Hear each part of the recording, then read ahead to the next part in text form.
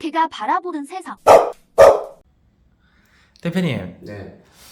어떤 사람들 얘기를 들어보면은 문제 행동을 하는 반려견, 이게 부모로부터 유전이 됐다 막 이런 얘기를 하는 사람들이 있거든요. 이거 어떻게 생각하십니까? 요거는 일반 분들께서는 다 그래요. 뭐 유전적으로 얘가 태어났을 때부터 이랬어요. 이렇게 이제 설명하시는 분들이 좀 많아요. 진짜. 이거는 뭐 전문가들도 잘 모르시는 분들도 있는데. 네. 자, 그냥 과학적으로 우리가 나와 있는 걸로만 여러분들한테 이제 말씀을 드릴게요. 네. 자, 우리가 유전이라는 것은요, 생물학적인 거예요.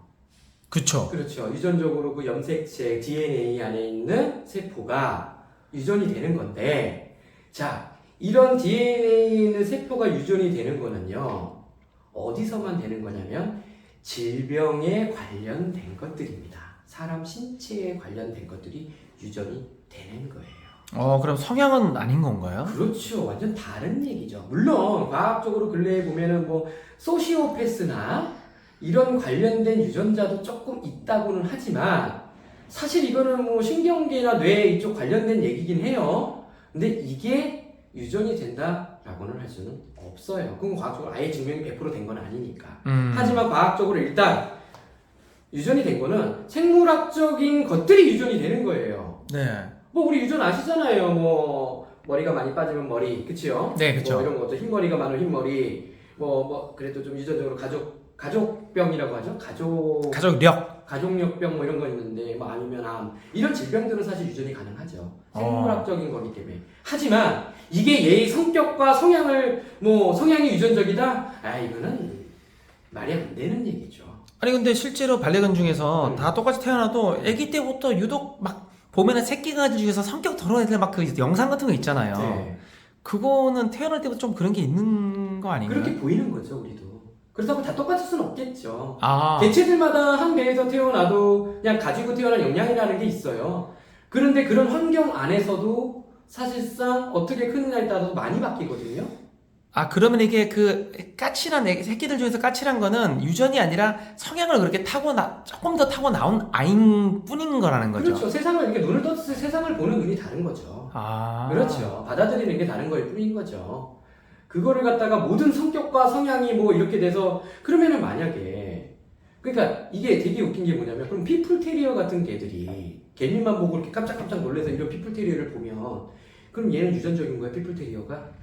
개미만 봐도 기절을 하는 피플테리어도 있을 텐데. 그래요? 그럼요. 저는 피플은 무조건 강아지 반려견 보면 다 물고 그냥 난리 나는 줄 알았어요. 그건 좀 다른 얘기고요. 아. 뭐 사실 이런 거 있잖아요. 뭐 부모가 뭐 이거면 자식도 똑같아야 되나요? 물려받나요? 그런 건 아니잖아. 네. 그게 아니라 그거는 환경에서 만들어지는 거예요. 그러니까 저는 이런 생각을 합니다. 일단 반려견이 이렇게 우리 집에 착 들어오면 얘를 앞으로 어떻게 키울 거냐는 나와 내 가족, 일단 사람, 네네. 우리가 준비를 계획적으로 해야 되고 그리고 얘와 살 수 있는 이 환경을 어떻게 만들어줄 거야. 이거를 생각해야 돼. 그래서 우리가 보통 이런 게 있죠. 반려견들을 보면 그 집안의 보호자분의 성격을 알 수가 있어요. 아니 당연한 거 이거 누구나 뭐 서로들 얘기하는 얘기예요. 그냥 걔를 보면 알아요. 어떻게 환경이 어떻게 되어 있는지를. 그래도 이렇게 나눠지죠. 이게 보호자의 성격과 환경과 걔가 정반대가 되긴 굉장히 힘들어요. 이런 조건이라면 뭐 따로 입양을 했다던가, 그죠? 기존에 있는 이런 애들 입양을 했다. 이런 경우가 좀 뭐 생길 수 있는 거지. 아니면 뭐 교육을 통해서, 그죠? 네네. 교육을 통해서 아예 이쪽부터 바꾸는 경우도 있겠죠. 하지만 보통 이런 거죠. 저는 이렇게 생각해요. 얘가 뭐 유전적으로 이렇게 태어나서 이거는 그냥, 그죠? 변명이라고 좀 저는 생각을 좀 합니다. 견주가 잘못해놓고 이걸 유전이라고 나의 그냥 죄를 감추기 위한, 그렇죠? 나의 무지함을 감추기 위한 변명이라고 생각합니다. 저는 그래서 모든 개들이 뭐 성향 뭐 이런 교육해보면 다 똑같거든. 환경에 따라 틀려져요. 그러면 갑자기 생각이 나는 게 아는 견주분이 그 반려견을 키우면서 새끼를 낳아서 같이 키우는데 두 마리 다 문제 성향이 비슷해요.